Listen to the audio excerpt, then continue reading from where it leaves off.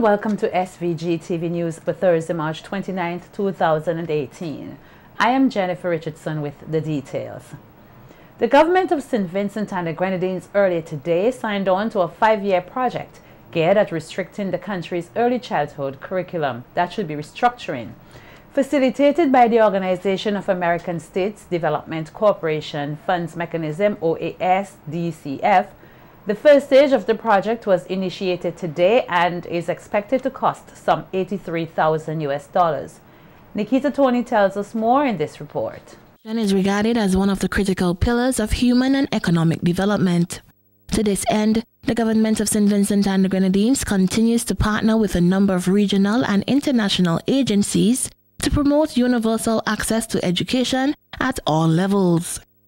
Earlier today, Thursday, March 28, officials of the Ministries of Education and Economic Planning gathered at the Department of Economic Planning Conference Room to witness the official signing of the 2017 to 2021 Organization of American States Development Cooperation Funds Mechanism, OAS-DCF project, dubbed Restructuring the Early Childhood Curriculum in St. Vincent and the Grenadines.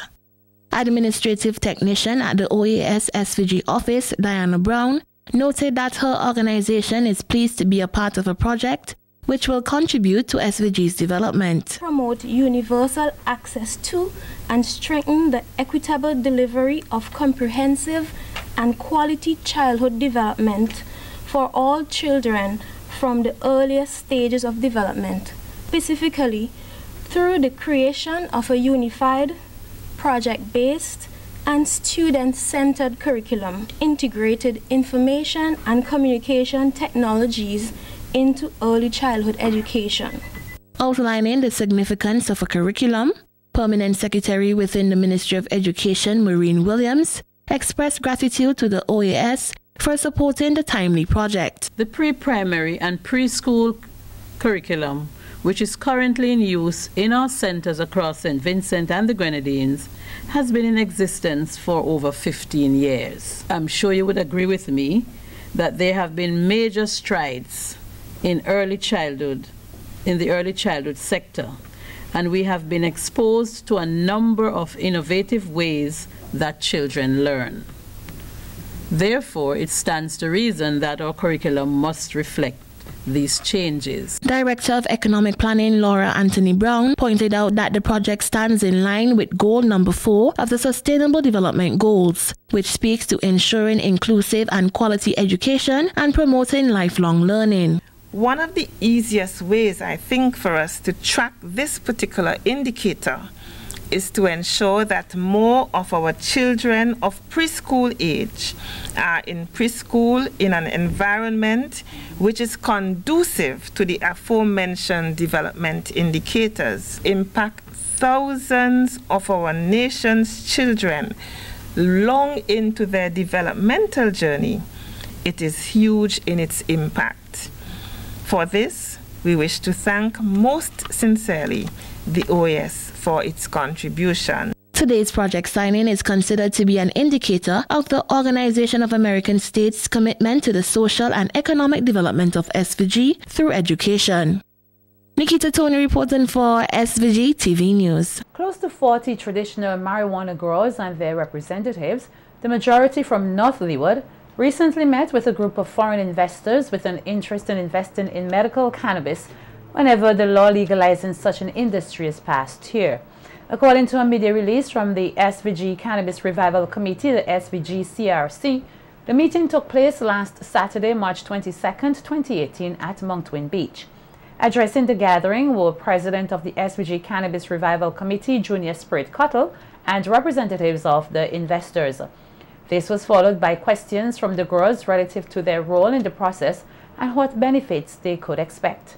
The release said the investors verbally assured the growers that they cannot see the process unfolding without their participation, even though as investors they are doing so with the expectation that they will profit from such a venture. However, they acknowledged that it will not be a profitable business without the full participation of growers and without them getting a just reward. Among the potential benefits pointed out to growers are improved livelihood, no longer having to sell their produce through a middleman, and the benefits to be had from institutions such as the NIS, particularly after the age of 60. The investors further said that they would like to see that after an agreed number of years, the medical marijuana industry can be owned by Vincentians, managed by Vincentians for the benefit of Vincentians. Financial controller for the Mustique Company Limited, Stephen Joachim, is of the view that untrained staff at the Argyle International Airport, the AIA, could hinder visitor arrivals to this country.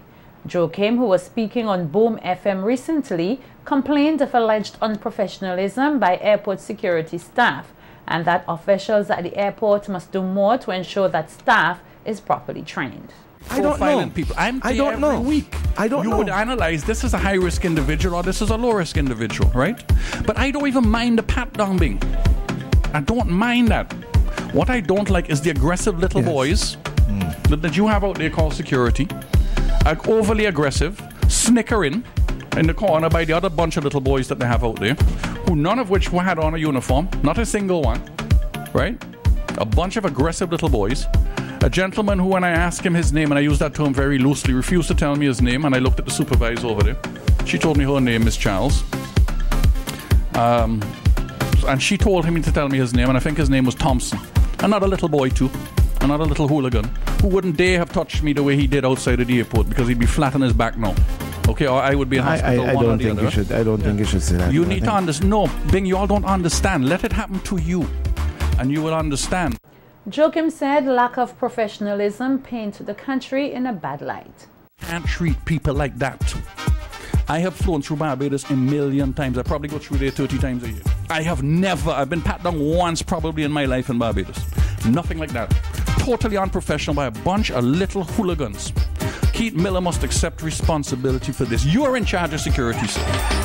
Gad Saunders, you are the chairman of the board. You need to accept responsibility for what's going on at the airport. This is not the first time. It happened to Daniel Cummins. It happened to me. I'm sure it's happened to a lot of other people. You built an airport. You want tourists to come. You need to treat people better than this. It's the same with searching up everybody's bags. No, I don't get searched very often, in all honesty, because they probably know me. And they've searched me enough that they know that it's not a big deal, right? I'm not carrying anything to sell or whatever. But so many times I see them stopping so many people. There is an island 100 miles to our east called Barbados, who are handling hundreds of thousands of passengers a year. They probably handle more people in a day than we handle in a month. Can't we send the staff there to learn? At a media conference earlier this week, officials at the AIA said the security standards and practices used and maintained at the AIA stand in compliance with those recommended by the International Civil Aviation Organization, ICAO, in efforts to ensure that the air facility prevents and secures against any unlawful acts of interference. The AIA Chief of Security, Keith Miller, said while persons are concerned with security checks at the airport, they must be done to ensure the safety of all flights and passengers in accordance with ICAO and TSA standards. Highlighting why there is a need for additional searches to be conducted on persons in security-restricted areas, Miller pointed out that an aviation officer, if necessary, can carry out an arrest on persons who refuse to comply with security procedures. The legal fraternity here in St. Vincent and the Grenadines is mourning the death of luminary Queen's Counsel Andrew Cummings. Cummings, who passed away at his Queen's Drive home last Saturday, the 24th March, had been practicing law in this country for close to 43 years. As a former student of the St. Vincent Grammar School, he excelled both in the classroom as well as sports. Cummings entered the newly established Faculty of Law at the University of the West Indies Cave Hill campus, Barbados, in 1970 and graduated with honors in 1973. He later went on to the Hugh Wooding Law School in Trinidad, St. Augustine campus. He was called to the bar in St. Vincent and the Grenadines in 1975 and entered the chambers of EEC Hughes QC, and in 1989 made full partner in that firm, which led to the name change to Hughes & Cummings. In 2007, Cummings branched out and formed his own successful law firm, Cardinal Law Firm, along with his 3 children. Cummings was also a motivational speaker and political commentator before his ailing health.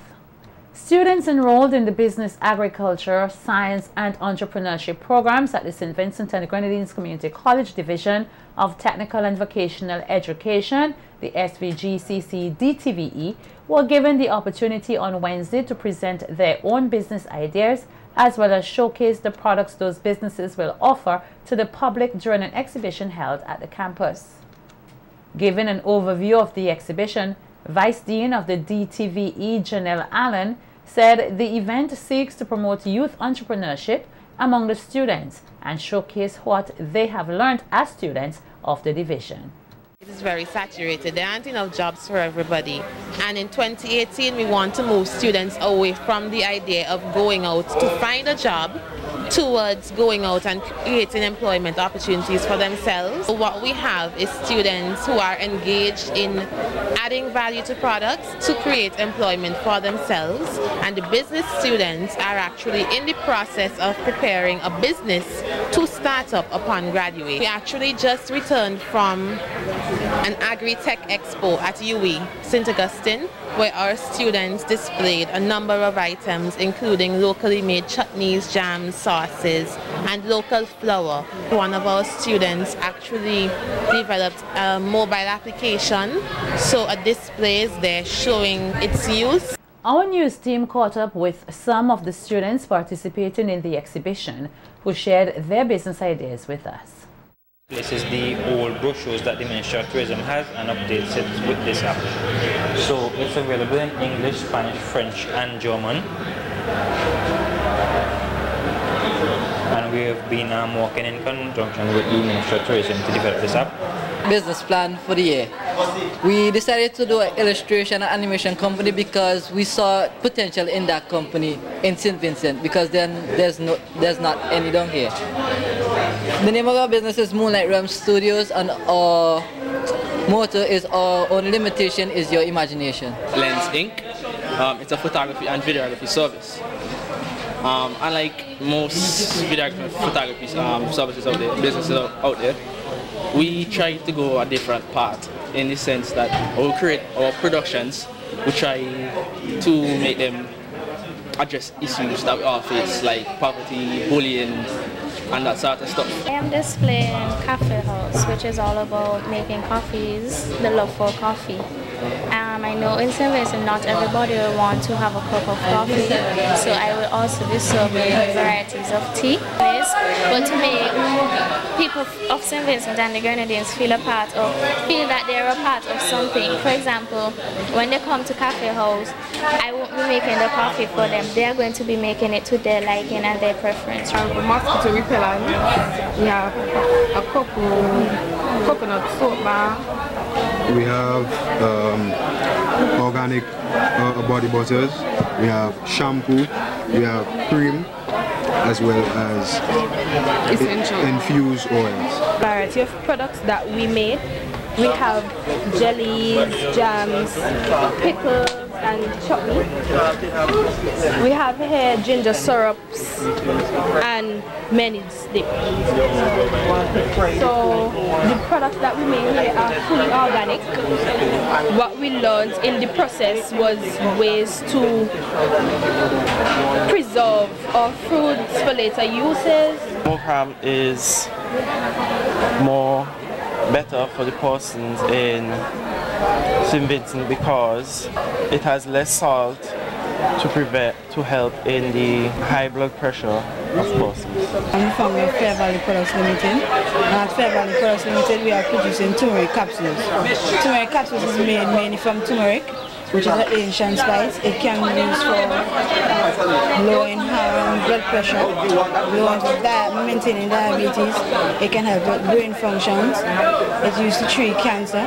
Turmeric itself is an antibiotic. 4 students currently pursuing undergraduate studies at the local arm of the UWI Open campus earlier today became the newest beneficiaries of the Eastern Caribbean Group of Companies ECGC Foundation's bursary program. Valued at $2,000 EC each, the bursaries, according to the head of the SVG site, Deborah Dalrymple, will go a long way in assisting the awardees in achieving their degrees. She also commended the ECGC Foundation for investing in education, which in turn is an investment in the development of SVG and its people. I need to let you know that these students are not just selected, but they have to be in good academic standing to be able to get this, this bursary. The students on the open campus are by and large adult learners who must juggle family life and its responsibilities, manage time and especially their financial resources efficiently. Many of our students make tremendous sacrifice for the goal of achieving a degree. These bursaries of $2,000 each may very well make the difference between a leave of absence and completing yet another semester, as they have to juggle that very important fund to be able to complete their degree. UWI Open Campus looks forward to further collaboration with the ECGC as we endeavor together to meet the educational needs of the Vincentian people. Representative of the ECGC Foundation Board of Directors, Dixon Findley, noted that his organization takes pride in extending opportunities and enriching lives, and so congratulated the students on being selected as bursary recipients. 12 recipients of the scholarship, and to the tune of about $24,000 we would have spent thus far.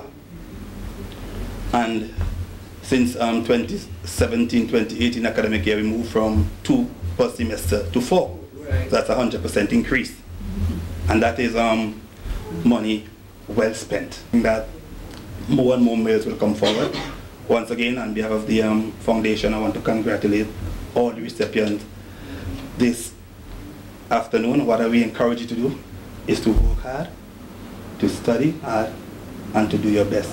The 4 recipients are Carla Geluso, Tamar Brong, Charlene Crease, and Keziah Lorraine. On behalf of the awardees, Carla Geluso took the opportunity to thank all partners for their role in making the program possible. So thank you to the ECGC Foundation, to the ECGC company, to the University of the West Indies Open Campus. We know that as university students, it can be very challenging at times, especially when we're studying online. We have to balance our work life, our home life, and this now would alleviate some of our stress that would come from that. So thank you so much for your consideration. We really appreciate it. As the official body of representation for students enrolled at the local arm of the UWI Open Campus, the 2017-2018 Guild chapter earlier today showed their appreciation to the work and efforts of their predecessors at a recognition ceremony held at the campus conference room. In her brief remarks, 2017-2018 chapter chair Renita Peters-Morris thanked the outgoing executive for their work in enhancing student experience at the campus, as they have paved the way for her executive to follow. She also outlined a few activities undertaken by the current Guild executive. Thankful, and we want to show appreciation to you guys for what you would have done for us, and you would have paved the way. I worked very closely with Nick last year, and I was very impressed with Nick's work, and he was a mentor to me and a motivator. So I actually probably upgraded, or I got promotion to chapter chair after Nick would have left. And to the current team, and even to you as well, continue to serve the country. Whether you would have gone regionally, internationally, continue to volunteer, because sometimes a person will be in need of help. You may never know how you can assist somebody. Just keep doing what you do best, and once you make a commitment, continue to do it to the end of the term. So far, we have done work with the Milton Keita Memorial Hospital for our fan project. We made a donation of 5 fans to the hospital last month, and they were very, very, very happy for our donation. And we'll be doing a donation to the Georgetown Hospital for some nebulizers coming in April, and we have a social coming in May. Head of the UWI Open Campus site, Deborah Dalrymple, commended all past and present Guild executive members for their level of commitment and community service. I'm very happy to see the level of commitment, to see the level of community service, because as my staff would tell you over and over again, we talk about the students being the center of the open campus. It should be the center of the university, but we speak for the open campus and we say the students have to be the center. But the students have to also show who they are in the community. It cannot just be university and you come and you get your A+ and you want to be first class honors. All of that is great. But I think the community must see that there's a university here and all that goes with having a university here, which is community service, which is lifting the level of discourse in the community, which is showing certain qualities of a university graduate, not just say it, but do it. And I am really very happy to see that the Guild has been doing exactly that. 2016-2017 chapter chair Nick Francis expressed his appreciation for the recognition given to him and his executive. Pleased to have been able to serve our students here at the Open Campus site in St. Vincent between 2015, 2016 and 2017, and we just want to wish the current executive members continued success as you seek to represent the student body, and we want to also send a message to all of the students in the Open Campus to really take advantage of the opportunities that are available to you to serve in whatever capacity that you can and truly to enrich your university experience. And we want to say thank you as well to Mrs. Dalrymple and to the staff here at the Open Campus for always being supportive of the Student Guild, and we look forward to continued work for the student body. Many Vincentians have lost the true meaning behind Easter. This sentiment was expressed by Reverend Adolph Davis, Superintendent of the Kingston-Chateaubelair Circuit of the SVG Methodist Church, in a telephone interview with SVG-TV News. Reverend Davis said Easter has a special significance for Christianity as it signifies the most important message of Christians, being the death and resurrection of Christ, adding that Vincentians seem more focused on frolic during this period rather than on the sacrifice made by Christ. Jesus Christ raised from the dead, which is a message of him overcoming evil and sin and really bringing joy and happiness in a story of pain and suffering and disaster. It also actually reminds us that God is a God who wants us to experience life and happiness, life and, you know, in all its fullness. So the problem we have around this time of the year and the current celebrations is not that God doesn't want us to be a people who have fun and enjoy life and family. The problem we have is that over the years, what seems to have happened is that we have lost more and more the real meaning of Easter, so that our focus is on the fun and the frolic and the celebration. Adding that Easter is a time for reflection on one's faith and the sacrifice of Christ, Reverend Davis said a people who are not reflective lead a poor quality of life. More and more, Easter has not been a time when people have taken the time to think about their faith, about God, about life beyond the current experiences, you know. And once you have a people who are less reflecting on the important values and principles and experiences of life, what you really have in the end is a poorer quality of living and life for people. So yes, I think things have changed substantially, and yes, people have seemed to have lost the sense of meaning of Easter.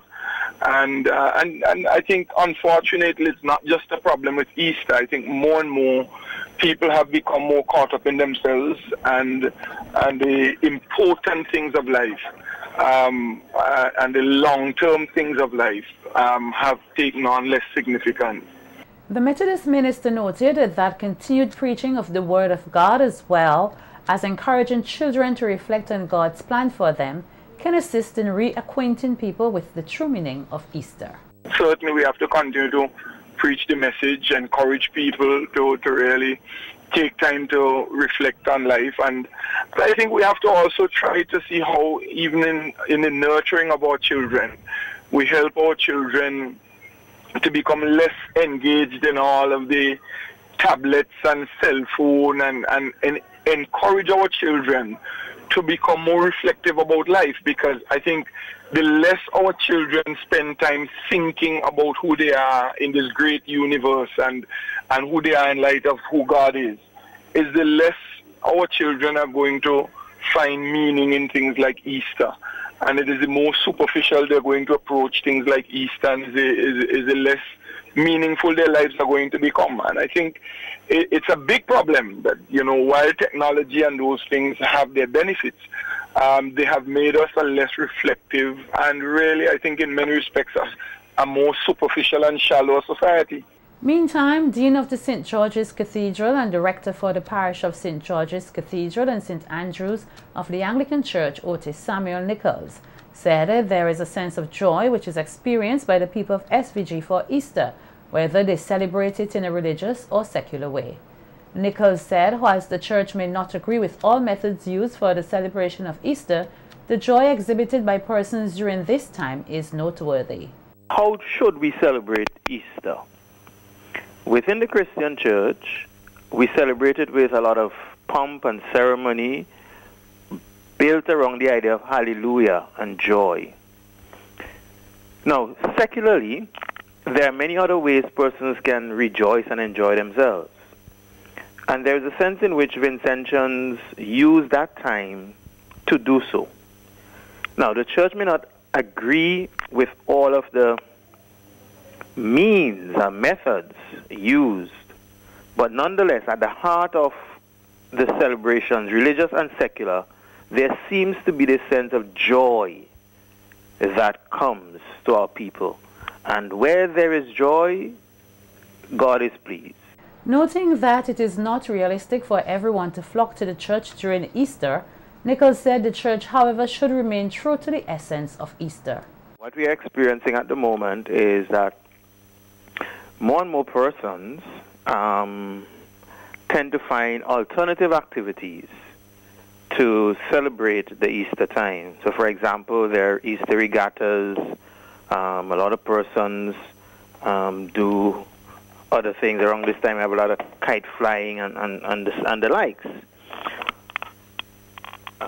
What we need to do as church, though, is to remain faithful to the essence of the Easter message.